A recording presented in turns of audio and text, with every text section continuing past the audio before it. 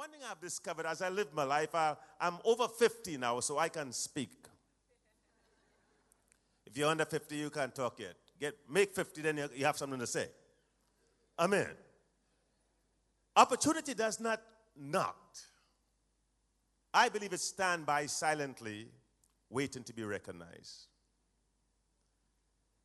As I said earlier in the morning session, so many times you find people say, I am waiting for my big break.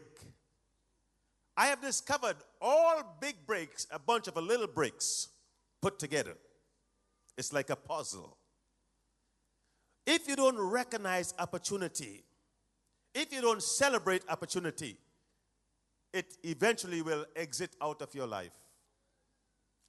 Now, my good friend Dr. Odo will preach a message last night. I want to piggyback onto it and talk to you tonight about seizing the moment of time. Seizing the moment of time. The majority, I believe, of people on the planet do not understand that God has given you opportunity and time to live your life on this earth. The major difference between the prosperous and the poor is not how much money each has, but the value they place on their time. The value they place on their time. Many of you have heard this statement, time is... Now, the reason I believe for the financial gap between the haves and the have-nots is really how each use their time. You hear people saying, the gap between the poor and the rich is getting wider and wider. Sure, it will. Because there are some who will use their time wisely and others who will squander their time. I'm going to find some amens. Amen. Now, each one of us, I believe, have the same amount of time in a day. There are what? 24 hours in a day. The rich man have the same amount of time the poor man have.